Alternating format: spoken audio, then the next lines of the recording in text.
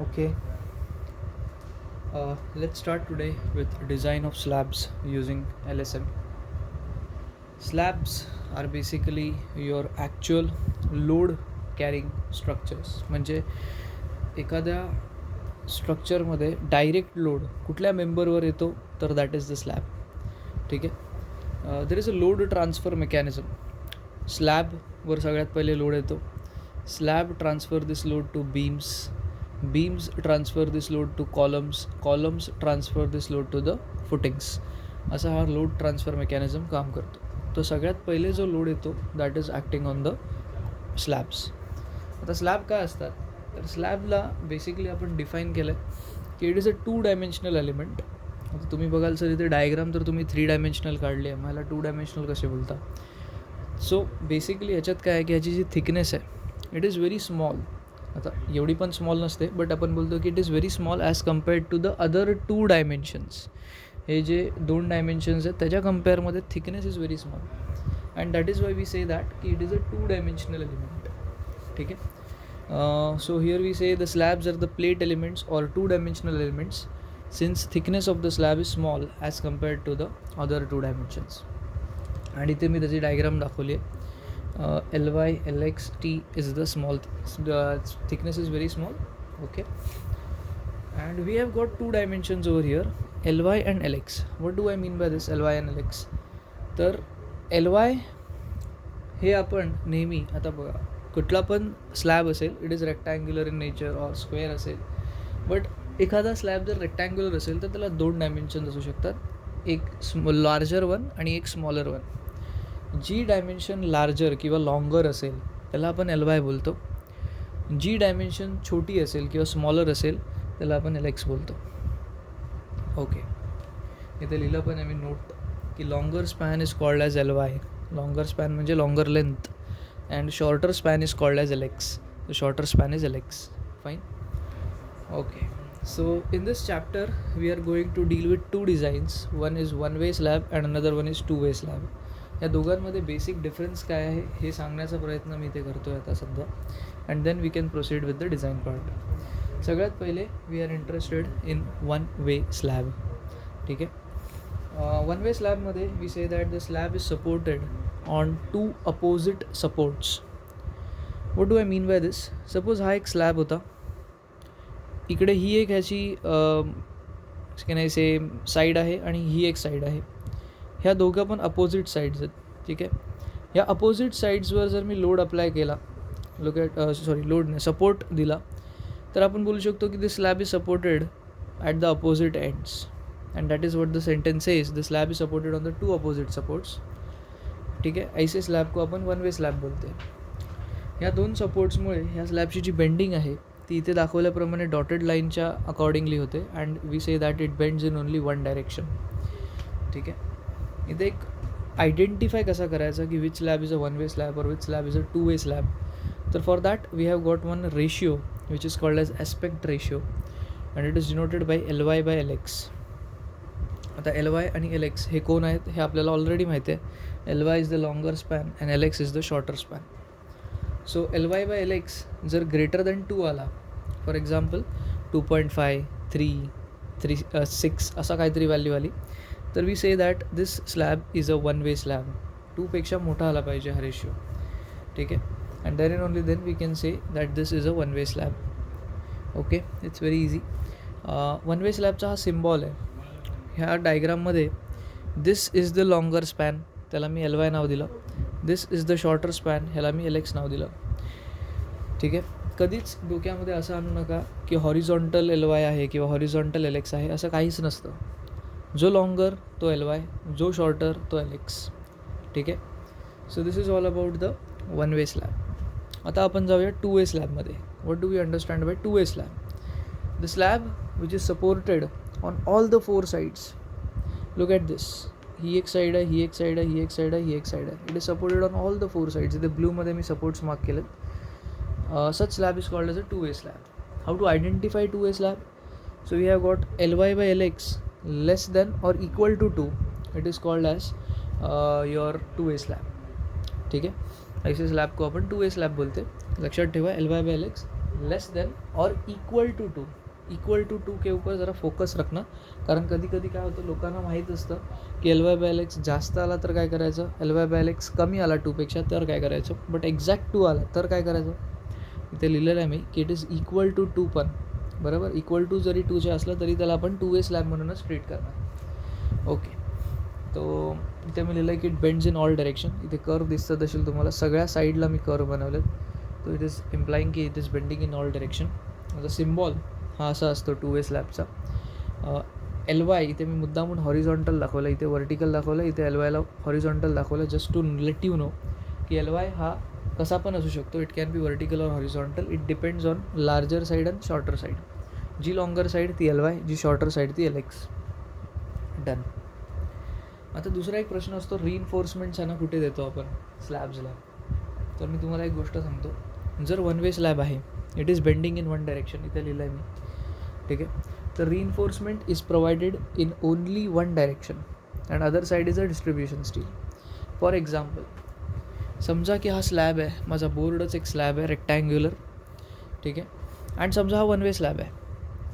तर रिइन्फोर्समेंट कशी देणार आपण, तर ह्या डायरेक्शनला समजा मी मेन स्टील दिलं आहे. मेन स्टील म्हणजे जे आपण 20 mm बार देतो त्याला मेन स्टील बोलतो आपण, अशा डायरेक्शनला, ठीक आहे.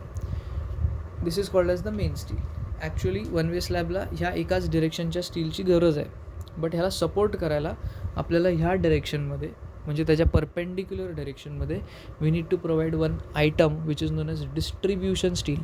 डिस्ट्रीब्युशन स्टील काय करतो, मेन स्टीलला सपोर्ट करण्याचं काम करतो. अँड डिस्ट्रीब्युशन स्टीलचा डाया, म्हणजे जे बार्स आपण वापरतो ॲज अ डिस्ट्रीब्युशन स्टील, त्याचा डाया मेन स्टीलपेक्षा कमी असतो. Main steel is the steel that we are using over here along this direction, जे खाली असतं. आणि डिस्ट्रीब्युशन स्टील त्याच्यावरती आपण ले डाऊन करतो just to support the main steel. Distribution स्टीलची गरज आहे का, बिलकुल नाही. तो लोड कॅरिंग कॅपॅसिटीमध्ये कंट्रीब्यूट करतो का, बिलकुल नाही. तो तिथे फक्त सपोर्ट करायला आहे मेन स्टीलला. 1 वे स्लॅबमध्ये actual requirement of reinforcement is only in 1 direction, ठीक आहे. आता येऊया 2 वे स्लॅबकडे. 2 वे स्लॅबमध्ये मी काय लिहिलं आहे, reinforcement is provided in both direction. Both sides are main steel. What do I mean by this, suppose this is a slab, rectangular slab, and it's a 2 way slab. आता ह्याच्यात मी काय करेन, ह्या डायरेक्शनला आपण मेन स्टील देईन 20-25 mm डायमीटरचा, आणि ह्या डायरेक्शनला आपण मेन स्टीलच देईन. There is no concept of distribution steel in case of your 2 way slab. Okay, so yes, इथपर्यंत आपण थोडंफार गोष्टी बघितल्या ऑफ द स्लॅब्स. मला LY/X रेशिओबद्दल मी तुम्हाला सांगितलं की 1 way slab 2 way slab identify करायला ते कसे हेल्प करतात. Apart from that we came to know की रिइन्फोर्समेंट्स कसे वापरायचे त्याच्यामध्ये. ओके, LY/Xला आयडेंटिफाय कसं करायचं, longer side is always LY, shorter side is always LX. तो yes, till here we are very much through with the introduction part of the slabs. आता पुढे जाऊया. अच्छा, बाय द वे अजून एक गोष्ट सांगायची होती की हे जे स्लॅब्स असतात ते 3 प्रकारचे असू शकतात.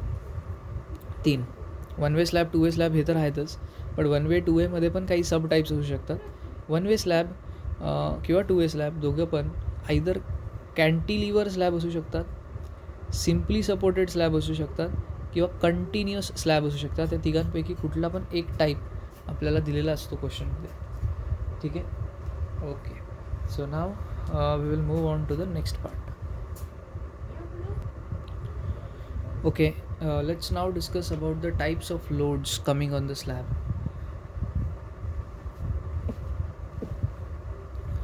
Sorry, there are 3 types of loads which अच्छा, स्लॅब्स कुठे कुठे वापरतो आपण, तर आपण फ्लोअरला स्लॅब बोलू शकतो, किंवा जो रूफ आहे आपला त्याला पण स्लॅब बोलू शकतो, ठीक आहे. Roof slab and floor slabs आपण बोलतो त्यांना. ह्या स्लॅब्सवर 3 प्रकारचे लोड येतात. पहिला असतो लाईव्ह लोड, पहिला असतो डेड लोड, दुसरा आहे लाईव्ह लोड, अँड तिसरा आहे फ्लोअर फिनिश लोड. पहिल्याबद्दल बोलतो, डेड लोड. डेड लोड हा सेल्फ वेटमुळे येतो, किंवा एखादी गोष्ट समजा ह्या स्लॅबवर मी परमनंट ठेवून दिली आहे and it is not changing it's position, तो लोड त्याच स्लॅबवर हजारो वर्ष ॲक्ट करणार आहे, तर त्या गोष्टीला आपण बोलतो की इट्स अ डेड लोड, ठीक आहे. किंवा कधी कधी हा स्लॅबचा स्वतःचं वजन असतो ना, वेट, सेल्फ वेट ज्याला बोलतो आपण, it is also considered inside the dead load. Next item comes the live load. Live load changes, तो चेंज होतो depending upon the occupancy, depending upon the माणसं किती आहेत, कुठला एरिया येतो, म्हणजे स्टेअरकेस आहे का वगैरे वगैरे. तर त्याला light load is always changing, it is always not stagnant in nature, it always changes. That is called as a live load. And then the third one is the floor finish load. आता ह्या स्लॅबवर आपण flooring करतो, ज्या flooring किंवा टायलिंग करतो त्याचा एक weight येतो, so that is called as the floor finish load. ठीक आहे. IS 875, ओके, हा IS तुम्ही कधी बघितला पण नसेल, तर तो IS 875 tells us some values, standard values in case of your live load, की लाईव्ह लोड किती घ्यायचा. आय विल सजेस्ट यू की एकदा रीड करून ना लक्षात ठेवायचा प्रयत्न करा. ही माझ्याकडे टेक्स्टबुक आहे, ह्याच्यामध्ये ह्या व्हॅल्यूज मेन्शन्ड आहेत. इफ यू लुक, इथे लिहिलं आहे की लाईव्ह लोडसाठी हा टेबल रेफर करायचा आपल्याला. It is acted in the form of UDL. ऑक्युपन्सीच्या बेसिसवर आपण याला क्लासिफाय केलं आहे. समजा आपल्याकडे रूम्स आहेत, किचन, टॉयलेट अँड बाथरूम, तर आपण लाईव्ह लोड घेतो 2. आणि जर आपल्याकडे कॉरिडोर आहे, पॅसेज आहे, स्टेअरकेस आहे, including fire escapes, store rooms and balconies, तर आपण तिथे लाईव्ह लोड घेतो 3. ह्या गोष्टींमध्ये लाईव्ह लोड जास्त घेण्याचं कारण काय? कारण इथे जास्त लोक एकाच वेळेला एक्झिस्ट करतात, त्यामुळे live load should also be taken more. ठीक आहे. अँड अपार्ट फ्रॉम दॅट, रूफवर, समजा रूफवर आपण स्लॅब टाकला आहे, तर त्या रूफवर जर ॲक्सेस प्रोव्हाइडेड आहे तर लाईव्ह लोड 1.5, आणि जर ॲक्सेसच प्रोव्हाइडेड नाही आहे, म्हणजे माणूस तिथे जाणारच नाही, तर 0.75चा लाईव्ह लोड आपण घेतो. ह्या व्हॅल्यू शक्यतो ना तुम्ही मेमराईज करायचा प्रयत्न करा. फ्लोअर फिनिश लोड जनरली घेतला जातो 0.75 to 1च्या मध्ये. ठीक आहे. किंवा कधी कधी 0.6 to 1च्या मध्ये आपण फ्लोअर फिनिश लोडला घेऊ शकतो. ठीक आहे. So yes, I will insist की तुम्ही लोक ह्याच्या फ्लोअर फिनिश व्हॅल्यूज आणि ज्या लाईव्ह लोडच्या व्हॅल्यूज मी सांगितल्यात तुम्हाला, त्यांना थोडंफार मेमराईज करायचा प्रयत्न करा. Okay okay. Without wasting any more time, late start with the design. Slab आणि फाउंडेशन हे अशा 2 डिझाईन आहेत जे तुम्हाला ना लेंदी वाटतील. ठीक आहे. पेपरमध्ये तुम्ही बोलाल सर केवढं मोठं आहे, it is very lengthy, how do I attempt. But मी बोलतो की ह्यांच्यासारखं इझी कार्यक्रम पण कुठलाच नाही. हे डिझाईन दोन्ही फाउंडेशन आणि स्लॅब हे स्टेप बाय स्टेप चालणाऱ्या डिझाईन आहेत. ह्यांच्या स्टेप्स एकदा का तुम्ही मेमराईज केल्या तर तुम्हाला कोणीच थांबवू नाही शकत. ह्याच्यात व्हेरिएशन काहीच येत नाही सममध्ये. ठीक आहे. They R like steps. तुम्ही मेमराईज करा, फॉर्म्युलेज लोकेट करा IS कोडमध्ये कुठे आहेत, IS कोडमधून ते फॉर्म्युले घ्या दनादन आणि सॉल्व करून टाका. एवढाच यांच्यात कार्यक्रम आहे. They are very easy to solve. ठीक आहे. So on that note, let start with the one way slab design. Here they have said design a roof slab over a passage of size 10 meter into 2.5 meter. तर हा जो size दिला आहे हा पॅसेजचा size जरी असला तरी त्या पॅसेजमध्येच आपल्याला स्लॅब टाकायचा आहे. तर ह्या स्लॅबच्या डायमेन्शन्स आहेत. Provided at the entrance of the public building. The slab is supported by 230 mm wide beam. आता लक्षात ठेवा नेहमी, जरी ही गोष्ट दिली नाही ना आपल्याला की हा 230 mm वाईड बीम आहे, तरी पण आपण घेताना अज्युम करताना असंच लिहितो की बीम 230 mm वाईड असेल. ही ॲक्च्युली डायग्रामच्या पर्स्पेक्टिव्हनी सांगायची झाली गोष्ट तर कशी दिसते माहिती आहे. सपोज की दिस इज माय स्लॅब. आम्ही त्याची थिकनेस बनवली आहे ही, बाय द वे मी त्याच्या 2 डायमेन्शन LY/LX नाही बनवलं, फक्त त्याची थिकनेस बनवली आहे. And this slab let's say is supported by the beams. या बीम्स आहेत त्याच्या खाली, स्लॅबच्या जस्ट खाली काय आहेत, बीम्स आहेत माझ्याकडे. ठीक आहे. तर बीमची जी ही विड्थ आहे ना, ही आपल्याला दिली आहे 230 mm. Okay. So this is the thing.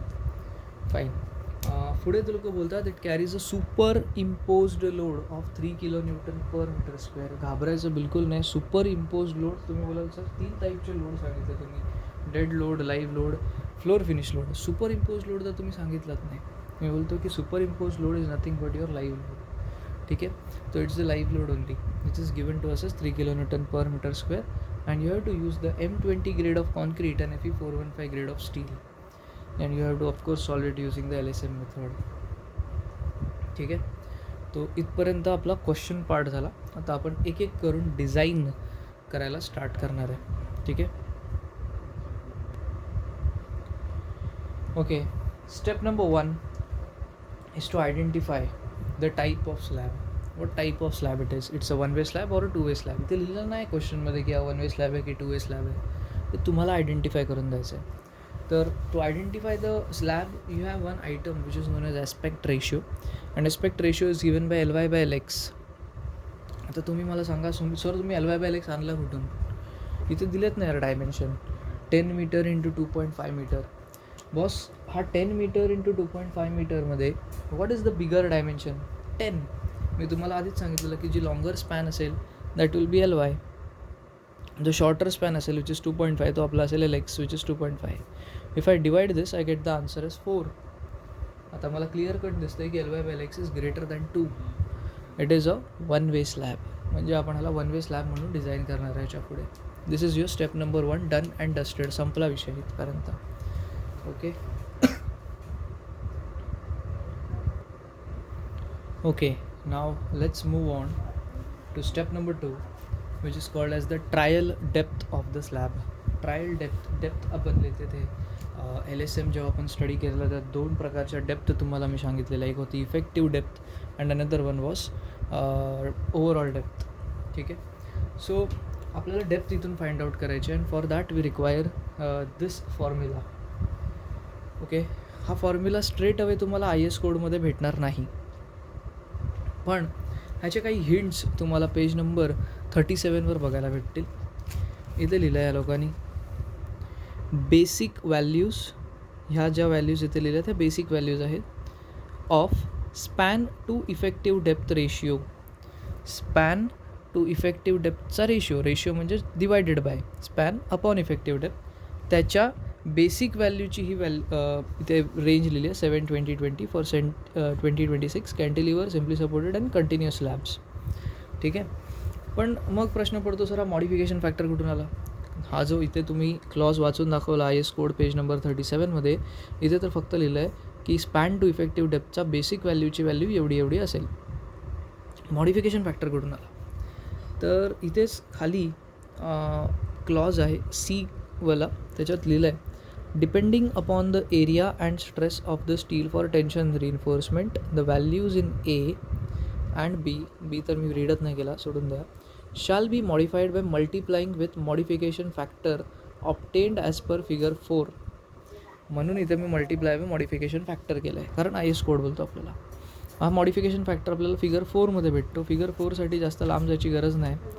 हा आहे फिगर 4 पेज नंबर 38वर. ठीक आहे. मॉडिफिकेशन फॅक्टरची व्हॅल्यू इथून भेटणार आहे तुम्हाला, बट त्यासाठी तुम्हाला पर्सेंटेज टेन्शन रिइन्फोर्समेंट किंवा पर्सेंटेज स्टील माहीत असणं गरजेचं आहे. पहिले इथे येऊया.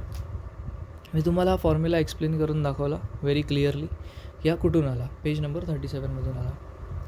आता पुढे मी इथे लिहिलं आहे assume percentage of steel as 0.3%. Come over here. मी तुम्हाला पहिलेच बोललेलो की इथे पर्सेंटेज ऑफ स्टील लागणार आहे. मी केला अज्युम 0.3%. तुम्हाला 0.4 करायचं आहे तुम्ही करू शकता, पण तो 0.3 असताना किंवा 0.4 असताना ती व्हॅल्यू कुठे आहे हे समजणं गरजेचं आहे. फॉर एक्झाम्पल ह्या चार्टमध्ये हा 0 आहे, हा 0.4 आहे, ह्याच्यामधली जी लाईन आहे ती 0.2ची आहे. ठीक आहे. आणि मी व्हॅल्यू चूज केली आहे 0.3.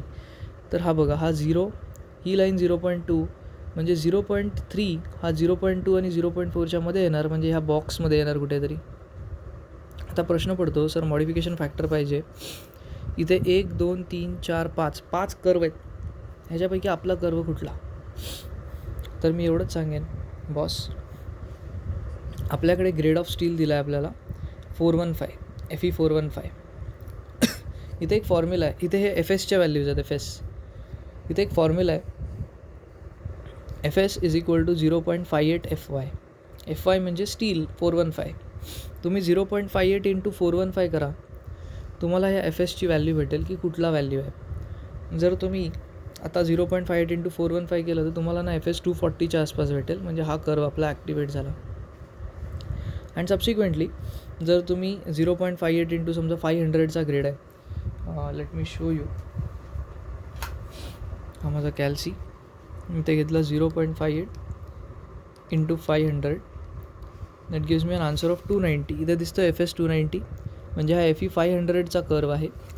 आणि Fe 415साठी what will you do, 0.58 into 415 the answer is 240.7. हा बघा, हा 240चा कर्व म्हणजे हा FE415साठी आहे. जर समजा तुमच्याकडे आलं 250चा ग्रेड ऑफ स्टील, 0.5 इंटू 250 केला तुम्हाला आन्सर आलं 145. हा बघा 145 इथे आहे, म्हणजे हा 250चा कर्व आहे. तो हा वाला सेकंड कर्व 250चा आहे, सेकंड लास्ट कर्व 415चा आहे, आणि जो लास्ट कर्व आहे तो FE500चा. हे 3च ग्रेड ऑफ स्टील आपण वापरतो शक्यतो. ठीक आहे. सो दॅट बिंग सेड, आता आपल्याला पुढे कळलेलं आहे की बॉस 0.3च्या स्टीलसाठी मला हा सेकंड लास्ट कर्व बघायचा आहे. सो अकॉर्डिंगली मी ह्याला वर नेलं. आता इथे पण मॉडिफिकेशन फॅक्टरच्या व्हॅल्यूज बघा, हा 1.2, हा 1.4 आणि हा 1.6 असं दिलेलं आहे. म्हणजे प्रत्येक लाईन 2-2नी वाढते, 0.2नी वाढते. तर 0.3 सेकंड कर्व इथे आला, इथे मी ह्याला खेचला, मला हा पॉईंट, ही लाईन आणि 1.6च्या मध्ये भेटतो आहे, विच इज अप्रॉक्सिमेटली 1.5. कारण हा 1.4 आहे, हा 1.6 ह्याच्यामध्ये आला, म्हणजे 1.5 ही व्हॅल्यू झाली माझी. त्यामुळेच मला मॉडिफिकेशन फॅक्टर ही जी व्हॅल्यू आहे ती मी 1.5 घेतली, assuming the percentage of steel is 0.3%. इथे मी लिहिलं पण आहे FE415 आणि FS240. बेसिक व्हॅल्यू काय घ्यायची, तर बॉस बेसिक व्हॅल्यूसाठी परत या ना पेज नंबर 37वर. इथे लिहिलं आहे ह्या सगळ्या बेसिक व्हॅल्यूज आहेत. तुम्हाला काहीच मेन्शन नसेल तर तुम्ही काय करणार, सिम्पली सपोर्टेड स्लॅब अज्युम करायचा आणि त्याची बेसिक व्हॅल्यू घ्यायची 20. म्हणून इथे मी बेसिक व्हॅल्यू घेतला 20. आता ह्याच्यानंतरची स्टेप सबस्टिट्यूशनवाली आहे. सबस्टिट्यूशनमध्ये काय करायचं, तर स्पॅन पुट करायचा. स्पॅन मी 2500 पुट केला आहे. का माहीत आहे, इथे जेव्हा पण आपण स्पॅन घेतो ना, तेव्हा एक नोट लिहून ठेवा तुमच्या भाषेमध्ये की span should be always the shorter span of the slab.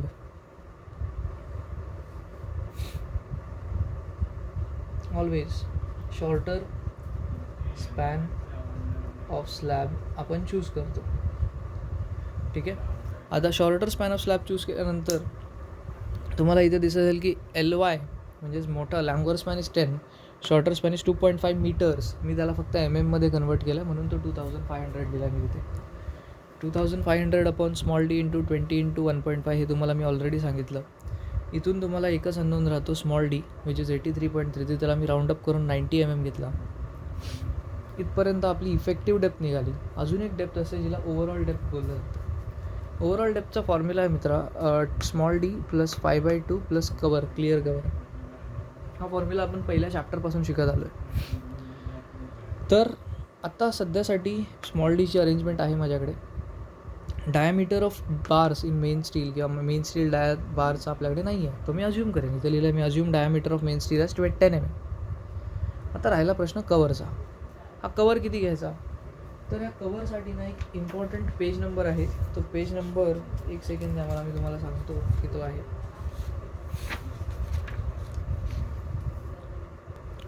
Yes, मी इथे लिहिलं पेज नंबर 47 आहे तो IS कोडचा. सो पेज नंबर 47मध्ये लुक ॲट दिस. ते टॉपला एक टेबल आहे, nominal cover to meet durability requirement. Exposure condition लिहिली आहे मी माइल्ड घेतली. Nominal cover in MM should be less than 20 mm. बरोबर. सो नॉमिनल कवर किती आला, 20 mm. बट तुम्ही इथे बघितलं असेल तर मी लिहिलं आहे 20 - 5 15 mm. असं का लिहिलं, तर हे पण क्लॉजच बोलतो. इथे लिहिलं आहे for main reinforcement up to 12 mm diameter bar. आता आपण किती डायमीटरचा बार घेतला भाई, 10 mm. बरोबर, which is less than 12. For mild exposure the nominal cover may be reduced by 5 mm. म्हणजे 5 mmने आपण ह्या व्हॅल्यूला काय केलं पाहिजे, कमी केलं पाहिजे आपल्याला, असं बोलतो आहे आपला IS कोड. ठीक आहे, फाईन. म्हणूनच मी काय केलं, आपली माइल्ड एक्सपोजर पण होती, आपला डायमीटर ऑफ बार 12 mm पेक्षा पण कमी आहे, म्हणून मी माझा जो कवर आहे तो 5 mm रिड्यूस केला. तो 20 होता, तो 20 - 5 becomes 15 mm as my cover. I substitute all these values in this formula. Capital D is equal to small d plus 5/2 plus cover. मला कॅपिटल D म्हणजे जो ओव्हरऑल डेप्थ भेटतो 110 mm. And in this fashion we are done with step number 2. Okay, let's move on to the third step, which is to calculate the effective span. Effective span find out करायचा जर असेल तुम्हाला, तर आपल्याकडे clause आहे page number 34वर. आपण याला simply supported slab घेतलेला आहे. सो इकडे आपल्याला लिहिलं आहे effective span for simply supported beam or slab. इथे जो क्लॉज आहे तो नीट वाचायचा. इथे लिहिलं the effective span of a member that is not built integrally with it support shall be taken as clear span plus the effective depth of the slab or beam or centre to centre of supports whichever is less. इथे 2 फॉर्म्युले बनतात. एक पहिले or जो लिहिला त्याच्या पहिले आणि ऑरच्या नंतर. तर इथे तेच फॉर्म्युले मी लिहिले आहेत. Effective length equal to clear span plus effective depth. आता पहिले तर समजून घ्या क्लिअर स्पॅन म्हणजे काय. हे बघा, मी इथे डायग्राम स्टार्टिंगला त्यासाठीच बनवलेली की माझा स्लॅब आहे, त्याचे सपोर्ट आहेत. सपोर्टच्या मध्ये जो पण डिस्टन्स असेल that is called as your clear span. त्याला मी एल म्हणून बोलतो. हा एल किती घ्यायचा, स्पॅनला किती घ्यायचा हे मी मगाशी तुम्हाला सांगितलेलं. जी छोटी डायमेन्शन आहे ती घ्यायची, म्हणजे 2.5 मीटर विच इज 2500 mm. बरोबर. तर इथे पहिला क्लॉज बोलतो की तुम्ही इफेक्टिव्ह लेंथला घेऊ शकता एल प्लस इफेक्टिव्ह डेप्थ म्हणजेच L plus small D which is 2590 mm. बरोबर, कारण आपला स्मॉल डी 90 होता. दुसरं ते लोक बोलतात की तुम्ही घेऊ शकता इफेक्टिव्ह लेंथला centre to centre of supports. ठीक आहे. आता centre to centre of supports म्हणजे काय, तर इथे बघा हा वाला ॲरो दिसतो तुम्हाला. This is the centre to centre of supports. आता ह्याची व्हॅल्यू जर मी तुम्हाला बोललो की काढून द्या मला, तर किती असेल. तर तुम्ही बोलाल सर हा एल तर येणार प्लस इकडचं डिस्टन्स आणि इकडचं डिस्टन्स की नाही. हा टोटल 230 आहे. मी याच्या सेंटरला सपोर्ट घेतला आहे, म्हणजे सेंटरचा डिस्टन्स घेतला तर 230चा हाफ होईल हा डिस्टन्स, आणि हा डिस्टन्स पण होईल 230चा हाफ.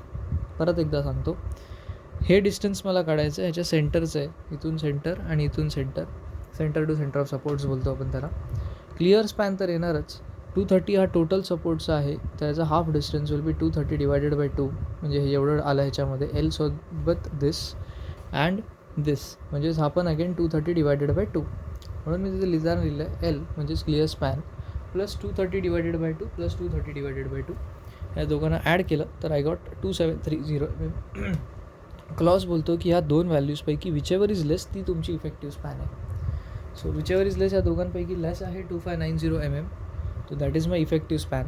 ह्याला जर मीटरमध्ये कन्वर्ट केलं तर I will get 2.59 metres. Okay, this ends our step number 3. Okay, now is the time to visit step number 4, load calculations per metre width. ठीक आहे. Width of the beam we assume, width of the slab we assume is at 1 metre. ठीक आहे. त्या हिशोबाने आपण load calculation करतो आहे. मी तुम्हाला जसं बोललेलो की there are 3 types of load, dead load, live load and floor finish load. So we are going to take into consideration all these 3 types of load one by one. Okay, चलो सबसे पहिले dead load. Dead load मी तुम्हाला पहिलेच बोललेलो की self weight सारखा येतो. तो आपण त्याला काय घेतो, गॅमा इंटू कॅपिटल डी. ठीक आहे. ह्याच्या आधी पण आपण हा सेल्फ वेट अशा प्रकारे काढलेला आहे in the beams, so it's not new to you. पण एक लक्षात ठेवायचं की जेव्हा कॅपिटल डी घ्याल तो मीटरमध्ये असला पाहिजे, नॉट इन MM. तर कॅपिटल डी आपल्याला आलेला 110 mm, तर मी त्याला घेईल 0.11 मीटर्स.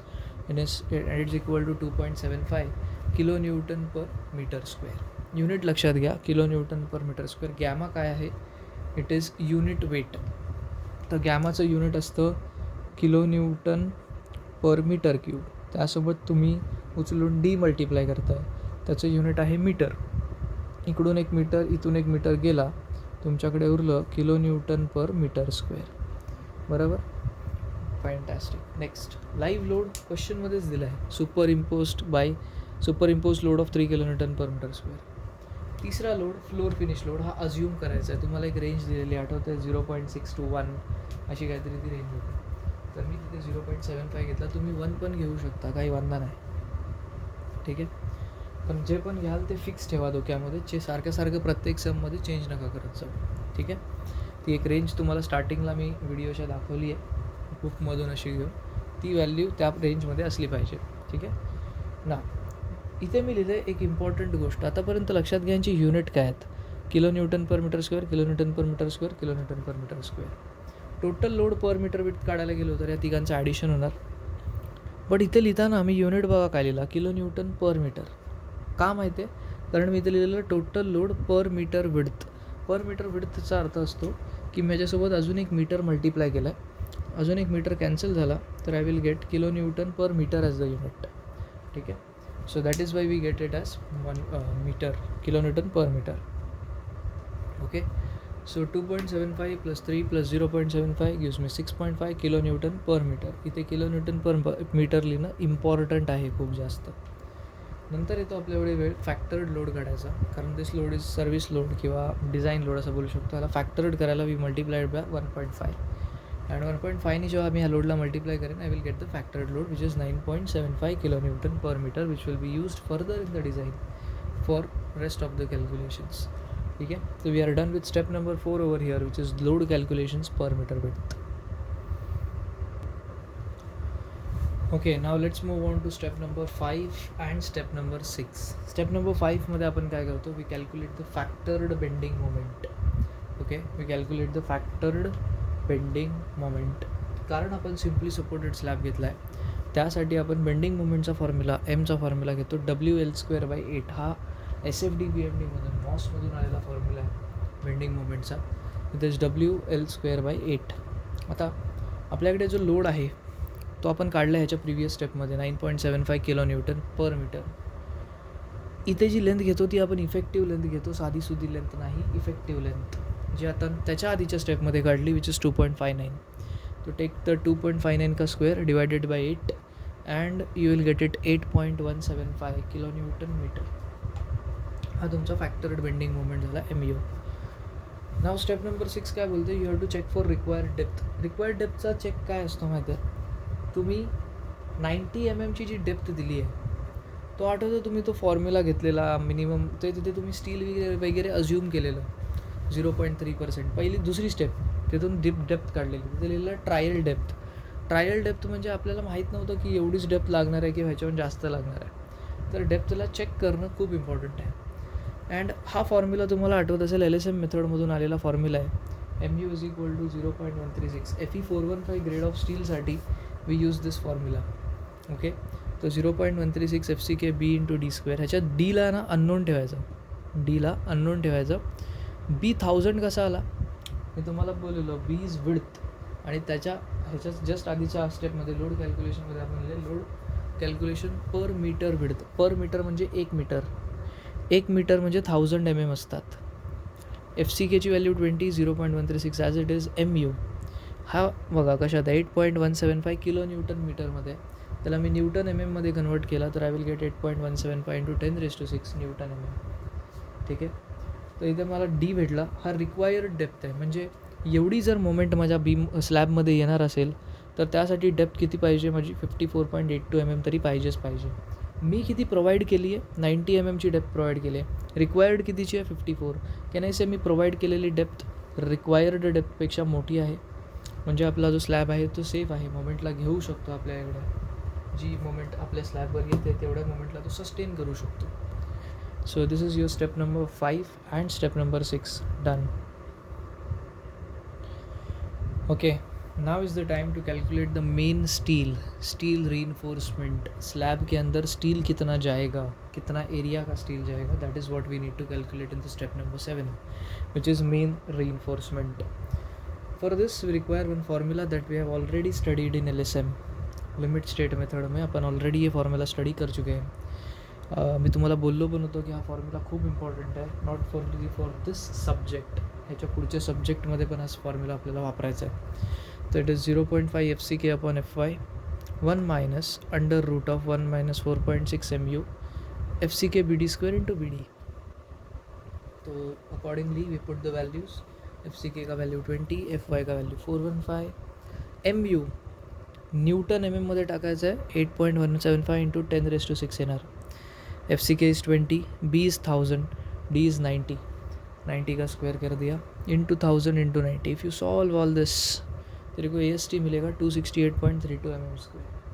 ठीक है, इतपर्यंत ऑल इज़ गुड. फिर आता है मिनिमम AST कितना लगेगा. AST मतलब area of steel in tension. फिर आता है एरिया ऑफ स्टील मिनिमम कितना ज़रूरी आहे. मिनिमम म्हणजे मिनिमम एवढा तरी एरिया असला पाहिजे बस. त्यासाठी आपल्याला IS कोड पेज नंबर 48 मध्ये जायला लागेल. ठीक आहे. हा क्लॉज कुठे भेटेल आपल्याला? पेज नंबर 48 मध्ये. ठीक आहे. इथे पेज नंबर 48, लुक ॲट दिस. इथे लिहिलं आहे minimum reinforcement for slabs. The mild steel reinforcement is in either direction in slabs shall not be less than 0.15% of the total cross sectional area, किंवा याला gross cross sectional area पण बोलतो आपण. However this value can be reduce to 0.12% where high strength deformed bars किंवा HYSD bars or welded wire fabrics are used. आता आपला जो grade of steel आहे विच इज Fe415 हा HYSD बारमध्येच मोडतो. HYSD बार. सो मी 0.12% घेईन मिनिमम एरिया ऑफ ग्रॉस म्हणजे total area. B into capital D घ्यायचा एरियाला, स्मॉल d नाही. जेव्हा ग्रॉस एरिया येतो it is taken as capital D. तर B into capital D. So for that 0.12 divided by 100 into B into capital D. Capital D 110 आहे. You get it as 132 mm². तुम्ही बोलाल सर हे का काढलं? तर लक्षात घ्या, कधी कधी ना ही व्हॅल्यू जी असते ही मिनिममपेक्षा कमी जाते. ही व्हॅल्यू जी आपली कॅल्क्युलेटेड AST आहे ह्याची व्हॅल्यू समजा 100 आली, 100. तर तुम्ही 100च्या हिशोबाने बार्स दिले, which is wrong. Minimum steel किती पाहिजे? 132. म्हणजे एवढा तर स्टील असलाच पाहिजे. मग तुम्ही 100 देऊ शकता का? नाही. बट ह्या केसमध्ये इट्स ओके. का? कारण आपल्याला कॅल्क्युलेटेड AST आला 268 which is greater than the मिनिममपेक्षा तर जास्तच आहे. तर इट्स ओके, आपण ही व्हॅल्यू घेऊन पुढे जाऊ शकतो. ठीक है. स्पेसिंग काढूया. आता हर एक बार के बीच में स्पेसिंग कितना रहना चाहिए ना, वो निकालना पड़ता है. That is given by the formula A∅/AST × 1000. आता A∅ म्हणजेच एक बारचा एरिया किती. ठीक आहे. तर इट इज रिटर्न एज π/4. अच्छा, इथे मी दिलं आहे प्रोव्हाइड डायमीटर 10 mm बार्स. म्हणजे मी स्टार्टिंगलाच अज्यूम केलेलं आठवतं तुम्हाला की I will take the bars of diameter 10 mm. ठीक है. सो ऑन दैट नोट मैंने गपचुप इधर 10 mm का बार ले लिया. स्पेसिंग करने के टाइम पे A∅ म्हणजे एका बारचा एरिया π/4 × 10² टाकला. ASTची व्हॅल्यू गपचूप 268.32 × 1000. I got the spacing as 292.7 mm. म्हणजे दोन बार्सच्या मध्ये 292 mm गॅप असला पाहिजे. स्पेसिंग आपण कमी करतो राऊंडअप करताना, वाढवत नाही. जसं डायमीटर किंवा डेप्थ वाढवतो तर spacing is always reduced. Y माहिती आहे? स्पेसिंग जेवढी कमी ठेवाल तेवढे जास्त बार्स अकॉमोडेट होतील त्या स्लॅबमध्ये, which increases the strength of the slab. ठीक आहे. तर मी 292चा 290 mm केला. ओके. हवा द spacing and we are done. लास्टला आपण लिहिणार provide diameter 10 mm bars at 290 mm centre to centre. 290 mm centre to centre मतलब दो बार के बीच में गैप 290 mm का होना चाहिए. And that brings me to an end of step number 7. Fine. Now we are on to step number 8, which is called as distribution steel. Fine. अब ये डिस्ट्रीब्यूशन स्टील मी तुम्हाला बोललेलो की वन वे स्लॅबमध्ये distribution steel provide केलं जातं to hold up the main steel. बरोबर. तर ह्याच्यात आपण वेगळा एरिया वगैरे देत नाही बसत. डिस्ट्रीब्यूशन स्टीलचा एरिया आपण मिनिमम स्टील एवढा घेतो, म्हणजे मिनिमम जेवढा रिक्वायरमेंट आहे ना तेवढा स्टील आपण डिस्ट्रीब्यूशन स्टील म्हणून वापरणार. ठीक आहे. 132 mm², जो मगाशी काढलेला. Assuming diameter 8 mm bar. Distribution स्टीलचा diameter should always be less than your main steel. Main steel was 10 mm diameter, तर distribution steel should be less than that which is 8 mm. Okay. Spacing किती घ्यायची? आता spacing काढायला लागतो आपल्याला. Formula same A∅AST × 1000. A∅ म्हणजे एका बारचा डायमीटर बाय एका बारचा एरिया, तो इट्स 8 mm का बार, तो π/4 × 8² अपॉन 132 × 1000. ठीक आहे. So spacing comes out to be 380.79 mm, which is 380 mm somewhat. So provide diameter 8 mm bars at 380 mm centre to centre. That ends our step number 8. इधर तक 8वां step ख़त्म हो जाता है, which is called as the distribution steel. Okay, now let's focus our attention to step number 9, which is check for deflection. ठीक आहे. आता ह्याच्यात आहेत ना दोन एरिया ऑफ स्टील पाहिजेत मला. एक area of steel provided and area of steel required. Area of steel रिक्वायर्डला तर तुम्ही ऑलरेडी ओळखताच. आपण ह्याच्या आधी एक स्टेप केलेली मेन रिइन्फोर्समेंट, त्यात एक AST काढलेला एक मोठा फॉर्म्युला वापरून. तर तोच आपला EST रिक्वायर्ड आहे. म्हणजे एवढा एरिया ऑफ स्टील तर पाहिजेच आपल्याला डिझाईनमध्ये, विच इज 268.32 mm². आता आपण किती प्रोव्हाइड करतो आहे? आपण प्रोव्हाइड जनरली रिक्वायरमेंटच्या जास्त करतो. म्हणजे 268ची रिक्वायरमेंट आहे तर त्यापेक्षा जास्तचा स्टील आपण प्रोव्हाइड केला पाहिजे. हा फॉर्म्युला बघा, याच्या आधी पण आपण वापरलेलाच आहे. फक्त इथे मी ASTच्या जागी लिहिलं आहे AST प्रोव्हाइडेड. स्पेसिंग आपण मेन स्टीलला किती काढलेली आहे? आठवा 290 mm. ती 290 mm पुट करायची इथे. मेन स्टीलला डायामीटर 10 घेतलेला, तर π/4 × 10². AST प्रोव्हाइडेड निघाला 270. रिक्वायरमेंट 268ची, प्रोव्हाइड कितीचा केला? 270चा स्टील. म्हणजे इट्स ओके. हे कधी होतं? जेव्हा आपण स्पेसिंग चेंज करतो. स्पेसिंग आलेली असते आपल्याला काहीतरी जास्त 292, तिला आपण कमी केलं आणि 290 आणलं. त्यामुळे एरिया ऑफ स्टीलमध्ये फरक आला. Area of steel provided becomes more than the area of steel required. ह्याचा वापर कसा करायचा चेक फॉर डिफ्लेक्शनसाठी? तर आपल्याकडे एक फॉर्म्युला आहे IS कोडमध्ये. पेज नंबर 38 आहेत आय गेस ते. एक second. Yes, page number 38 figure 4. इकडेच आहे formula. FS = 0.8 FY area of cross section of steel required upon area of cross section of steel provided. Same formula दिला. 0.858 × FY area of steel required upon area of steel provided. Area of steel required is 268.32. Area of steel provided is 270.83. मला FSची value आली 238.47. FS भेटल्यानंतर तुम्ही बघा, ह्या टेबलमध्ये FS तर लागायचंच, plus आपल्याला पर्सेंटेज ऑफ स्टील पण लागायचं. ह्या पर्सेंटेज ऑफ स्टीलचा फॉर्म्युला आहे माझ्याकडे एक. Percentage of steel provided it is given as area of steel provided upon B × D × 100. पर्सेंटेजमध्ये आहे म्हणून 100 मल्टिप्लाय केलं आहे तिथे. तर area of steel provided is there 270.83. B is 1000, D is 90 × 1000. मला आन्सर आलं 0.3%. ठीक आहे. आता तुम्हाला मगाशीच दाखवलेलं मी 0.3% हा इथे कुठेतरी येणारी व्हॅल्यू आहे इथे, right along this line. But FS किती आहे आपला? FS आपल्याकडे आहे 238.47 गाईस. आता 238 इथे आहे का रे? 238.47चा कर्व आहे का? बिलकुल नाही. बट कॅन आय से तो 190 आणि 240च्या मध्ये असेल किंवा 240च्या एकदम क्लोज पास होत असेल असा कर्व तो. ठीक आहे. तर एक पेन्सिलने ना रफ लाईट एकदम कर्व असा 240च्या लाईनला पॅरलल असा बनवायचा. आपला इथे हे तर 0.3 आहे. माझी जी व्हॅल्यू आहे ती इथे कुठेतरी इंटरसेक्ट होते 240च्या 238च्या कर्वला. इट्स ऑलमोस्ट 1.45च्या आसपास. तर मी इथे व्हॅल्यू घेतली 1.45. ही रँडम व्हॅल्यू, तुम्ही 1.4 पण घेऊ शकता. It's okay. ठीक आहे. सो मॉडिफिकेशन फॅक्टर मला भेटतो 1.45 for FS 238.47 and percentage of steel 0.3. Figure number 4 page number 38 मधून हा फॉर्म्युला आलेला आहे बॉस. हा वाला पण फॉर्म्युला तिथूनच आला आहे आणि हा मॉडिफिकेशन फॅक्टर पण तिथूनच आला आहे. Okay. Now we require 2 types of deflection. One is actual deflection and another one is permissible deflection. Actual deflection is basic span upon depth. Span आपला 2500 upon depth 90. I got it as 28.77 mm actual deflection. ठीक आहे. आता आपल्याला जर समजा permissible deflection काढायचं आहे तर it is basic value into modification factor. बघा, परमिसिबल डिफ्लेक्शनला basic value into modification factor लिहिलं. तुम्हाला आठवत असेल तर basic value into modification factor is nothing but span upon depth. बघ, ती पण व्हॅल्यू आपण कंपेअर केली, पण घ्यायचे आता ह्या व्हॅल्यूज चेंज झाल्यात. Modification factor is changed from 1.5 to 1.45. तर माझ्याकडे परमिसिबल डिफ्लेक्शन आला 29.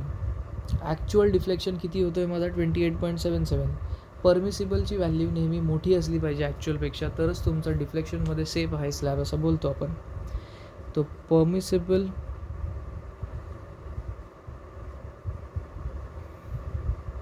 Deflection is greater than actual deflection. Therefore okay किंवा सेफ, तुम्हाला जे वाटतं ते लिहा. ठीक आहे. So this is the check for deflection step. मी परत एकदा एक्सप्लेन करतो तुम्हाला. पहिले आपण एरिया ऑफ स्टील रिक्वायर्ड कुठून घेतला? मेन स्टीलमधून घेतला. त्यानंतर एरिया ऑफ स्टील प्रोव्हाइडेड काढण्यासाठी स्पेसिंगचा फॉर्म्युला वापरला. स्पेसिंग कोणाची घेतली? मेन स्टीलची घेतली 290. डायमीटर कोणाचा घेतला? मेन स्टीलचा घेतला 10 mm. Area of steel provided काढला. दिस पेज नंबर 38 पे एक फॉर्मूला है ये वाला, इसका यूज़ करके FS निकाला. परसेंटेज स्टील का formula F steel provided B into D into 100, this is new formula for you, but याद रखना ये आगे चल के बहुत बार यूज़ होने वाला है नेक्स्ट सेमेस्टर्स में, ठीक है। तो परसेंटेज ऑफ स्टील मेरे को मिला 0.3, for F S 238.47 and for percentage steel 0.3। मेरे को मॉडिफिकेशन फैक्टर मिला 1.45, I told you can take it as 1.4 as well, कोई दिक्कत नहीं है। Actual deflection is span upon depth 2500/90 28.77 आया। Permissible deflection is basic value into modification factor 20 into 1.45 29 mm आ गया। Permissible deflection should always be greater than actual deflection, then and only then you can say that your slab is safe in deflection. Done. इधर तक तुम्हारा ये step number 9 ख़त्म होता है।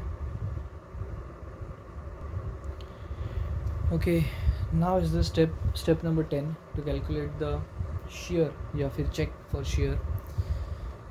shear निकालने के लिए सबसे पहले अपन को ना एक shear force लगता है। That shear force या design shear is denoted by VD and it is given by the formula WL/2. From where does this formula come? Again MOS से ये formula आता है, mechanics of solids say, SFD BMD।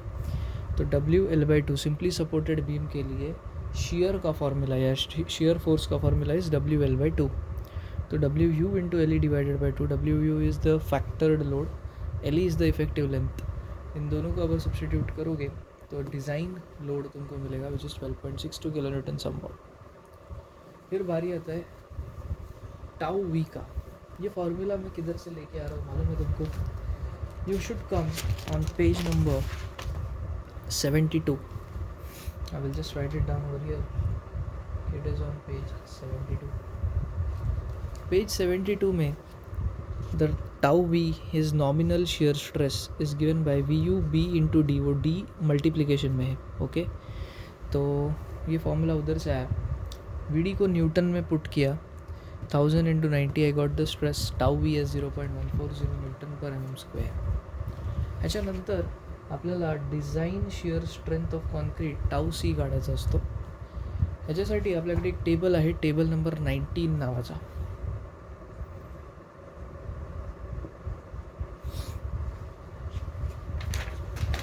Next page number 73वरच आहे तो, table number 19। इथे तुम्हाला design shear strength of concrete tau सीच्या values भेटतील।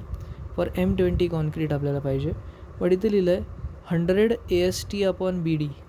ये 100 AST/BD कौन है मालूम है क्या? परसेंटेज स्टील आहे यार।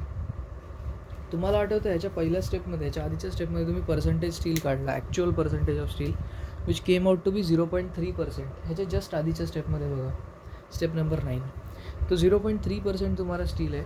बट बॉस चमत्कारी बात यह है कि इथे 0.3 आहेच नाही, तुमच्याकडे एकतर 0.25 0.50 आहे, 0.3 ह्याच्या कुठेतरी मध्ये आहे।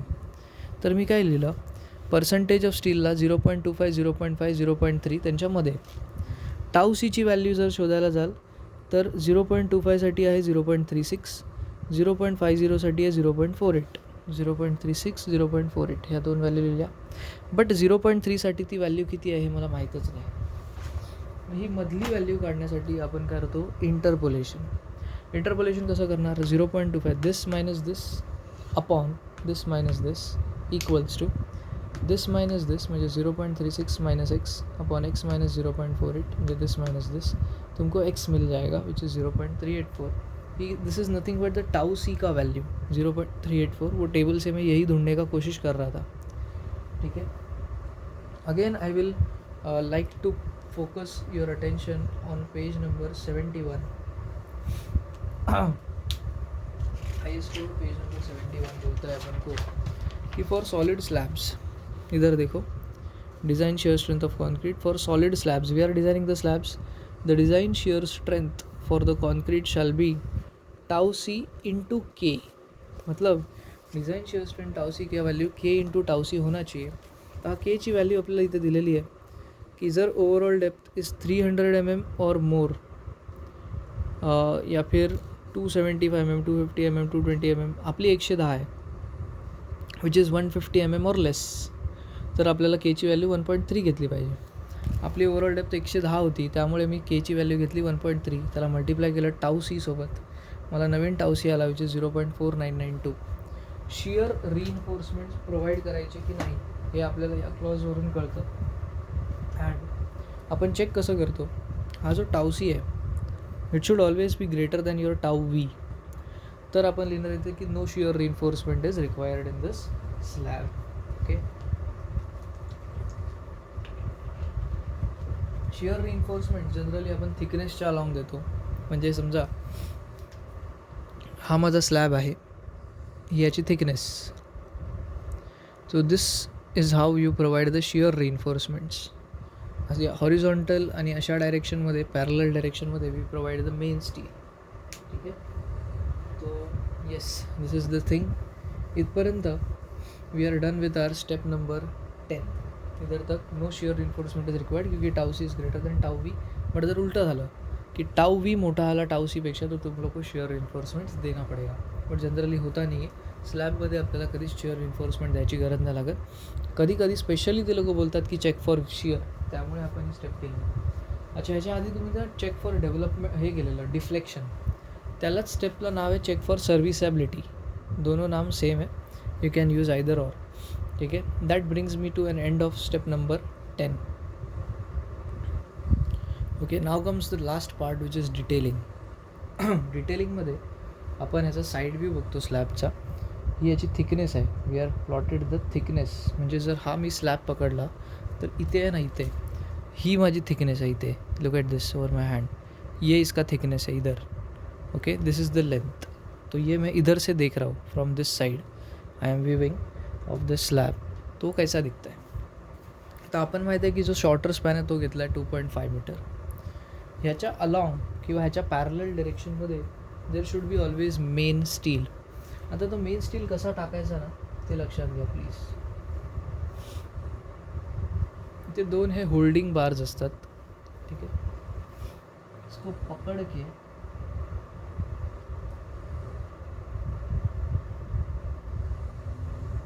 कुछ इस तरीके से तेरा मेन स्टील जाता है. दूसऱ्या साइडनी पण तसंच एक होल्डिंग बार. ठीक है, then it comes down and it goes like this. हे एक दुसऱ्यांच्या ना मागे पुढे आहेत. आता तुम्हाला एकाच लाईनमध्ये दिसत आहेत हे, पण एक दुसऱ्याच्या असे पुढे मागे आहेत या दोन्ही बार्स. ओके, हे जो मी अशा लाईन्स बनवल्यात ना अलॉंग द शॉर्टर स्पॅन, याला मी बोलतो माझा मेन स्टील.